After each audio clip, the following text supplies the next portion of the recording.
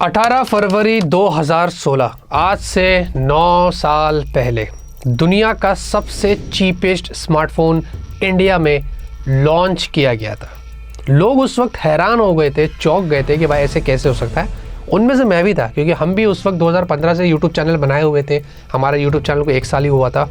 हम भी बहुत ज़्यादा एक्साइटेड थे। लेकिन जब ये फ़ोन अनाउंस हुआ उसके बाद काफ़ी सारे इश्यूज सामने निकल कर आए, बहुत सारी गड़बड़ी हुई और उसके बाद जो स्कैम यहाँ पर निकला, ये टेक इंडस्ट्री का इंडिया में सबसे बड़ा स्कैम माना गया था। दुनिया का सबसे सस्ता स्मार्टफोन फ्रीडम 251 देश में अब तक का सबसे सस्ता स्मार्टफोन हुआ लॉन्च। भारत की एक कंपनी ने दुनिया भर में तहलका मचा दिया। हमने ही सप्लाई किया है, पूरा यूनिट हमारी फैक्ट्री में इसका प्रोडक्शन चल रहा है। बड़ी बड़ी कंपनियों के होश उड़ गए। इसे कहते हैं अच्छे दिन।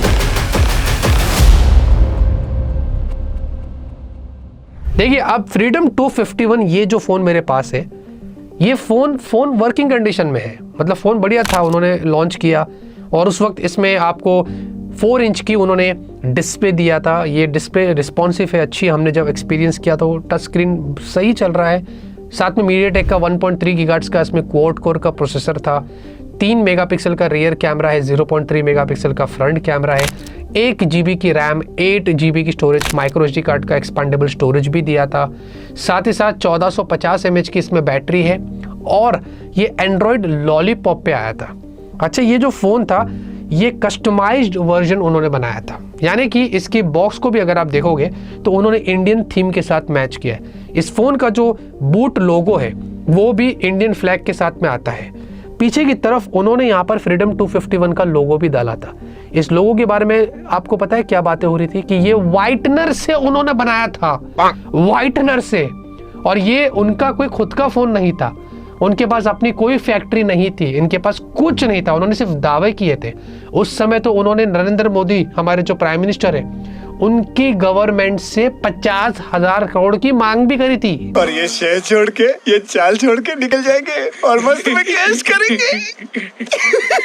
पैसा ही पैसा होगा। तो उनको तो कुछ मिला नहीं, तो उन्होंने खाली दावे कर लिए थे और ये चाइनीज फोन को रीबेस्ट करके उन्होंने इंडिया में इसको लेके आया था। इसके अंदर आपको कस्टम आइकन्स भी दिए थे आईफोन जैसे, और कोशिश पूरी वैसी ही करी थी कि लोगों के हाथ में जब जाए तो लगे, वैसे हाथ में गया नहीं, लेकिन लोगों के पास जब जाए तो ऐसा लगे कि हाँ भाई एक proper make in India smartphone है। क्योंकि उस वक्त मेक इन इंडिया बड़ा चल रहा था, तो इन्होंने भी सोचा कि हम भी कूद जाते।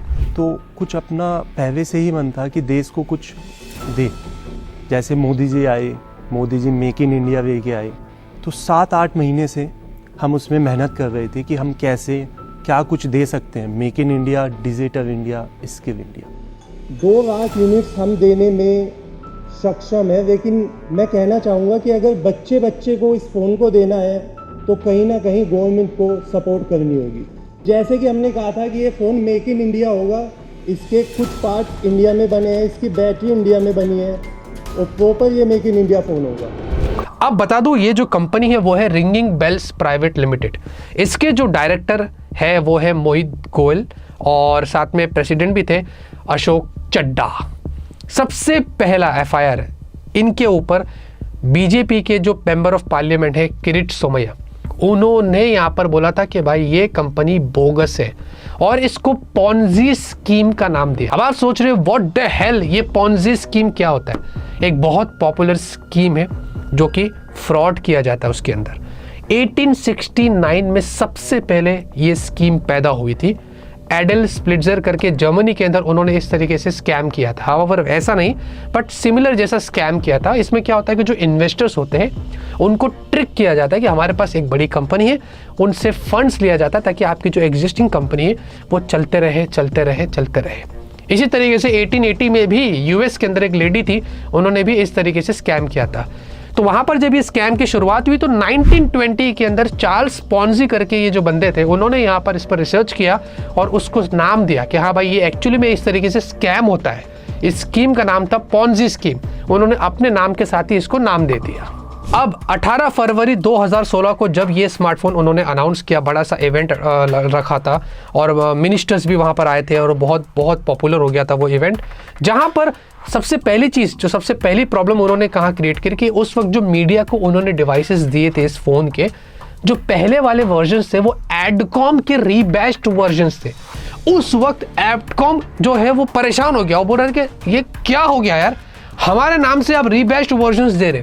तो एडकॉम ने धमकी दिया कि भाई मैं तेरे को सू कर देगा, ऐसा मत करना। ऑर्डर आया, हमने उनको माल दिया, हमने डेफिनेटली पेमेंट लिया, क्योंकि हमारा इससे पहले कभी हमारा कुछ इंटरेक्शन नहीं था। हमने ही सप्लाई किया है पूरा यूनिट, और ये अभी भी अगर आप देखना चाहें तो हमारी फैक्ट्री में इसका प्रोडक्शन चल रहा है इसी मॉडल का।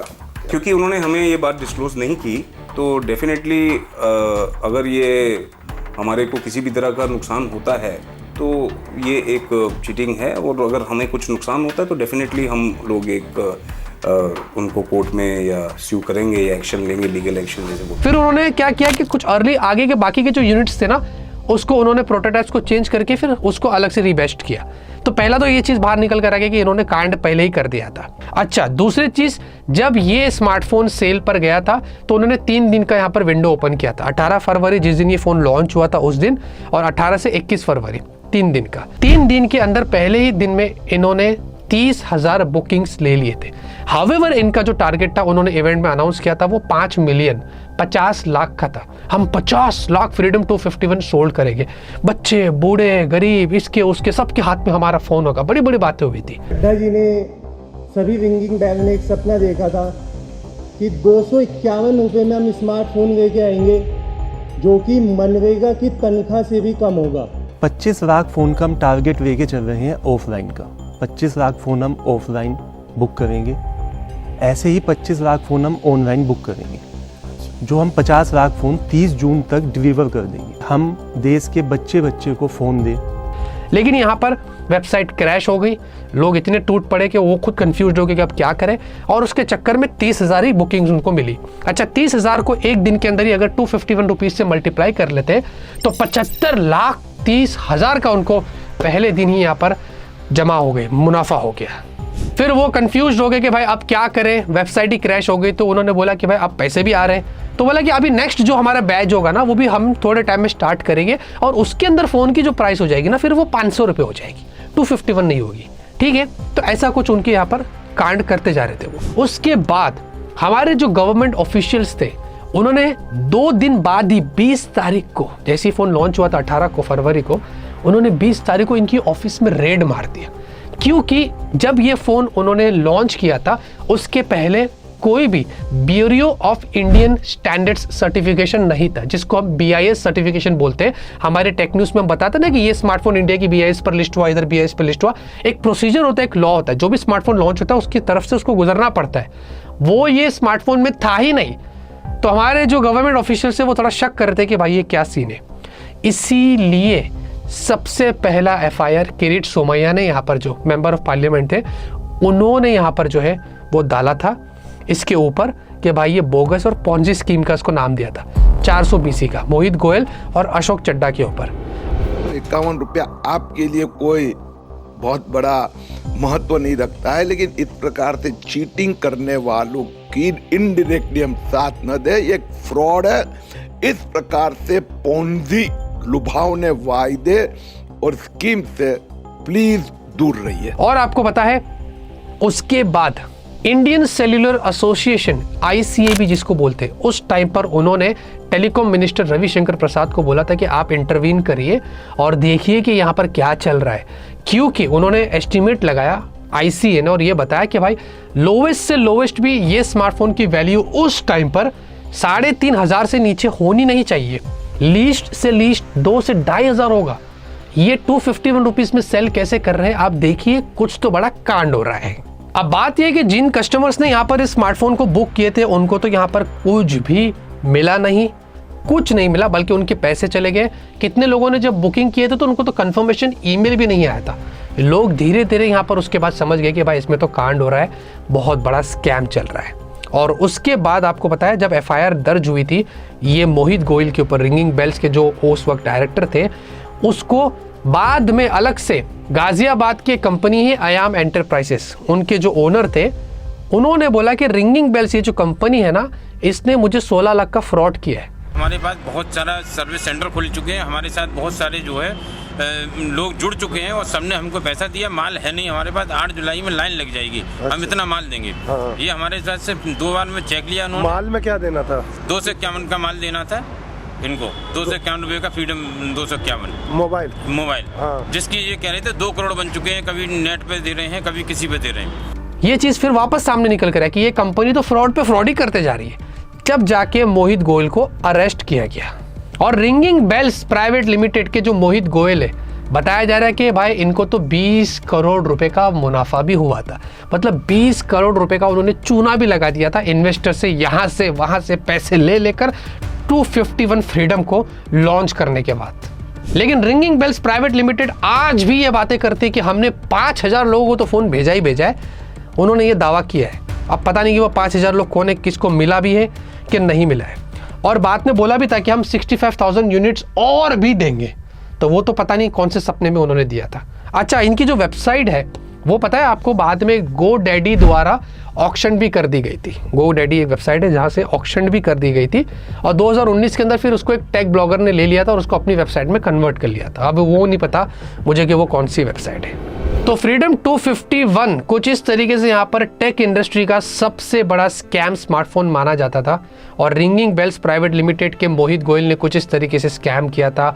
बड़ी बड़ी बातें करी थी, इतना पैसा उन्होंने जमा भी कर लिया था, कितने इन्वेस्टर्स को उल्लू भी बनाया था, गवर्नमेंट को भी उल्लू बनाया था, पब्लिक को भी उल्लू बनाया था और वो जेल की हवा खा रहे हैं। तो ये स्मार्टफोन इंडिया के अंदर जब आया था, सबसे चीपेस्ट स्मार्टफोन बन के आया था पूरे वर्ल्ड का और मेरा अट्रैक्शन इसने गेन किया और मैंने सोचा कि इसके बारे में आज आपको 2025 में बताते हैं, थोड़ी यादें आपकी ताज़ा करते हैं कि ये फ़ोन कैसा था और कितना बड़ा स्कैम इससे जुड़ा हुआ था। उम्मीद करता हूँ इस वीडियो से आपकी मेमोरी थोड़ी फ्रेश हो गई होगी, काफ़ी सारी इन्फॉर्मेशन आपको मिली होगी। मुझे कमेंट में ज़रूर बताना कि आपकी क्या मेमोरी है इस फ़ोन के साथ में, आपको कुछ पता है, आपने कुछ विटनेस किया था, ज़रूर बताना। और क्या आपने कभी इसका हैंड्स ऑन भी किया होगा वो भी बताना। लाइक करिए, सपोर्ट करिए, सब्सक्राइब करिए, ऐसे इंटरेस्टिंग वीडियोज़ आपको मिलते रहेंगे। तब तक के लिए ऑलवेज कीप स्माइलिंग।